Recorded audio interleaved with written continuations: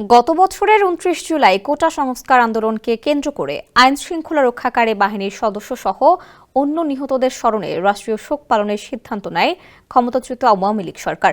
অন্যদিকে এই সিদ্ধান্তকে প্রত্যাখ্যান করে হত্যা ও নির্যাতনের শিকার আন্দোলনকারীদের প্রতি সহমর্মিতা ও সরকারের প্রতি প্রতিবাদস্বরূপ চোখে মুখে লাল কাপড় বেঁধে ছবি তোলা ও ফেসবুকে নিজেদের প্রোফাইল পিকচার লাল করার ঘোষণা দেয় আন্দোলনকারীরা।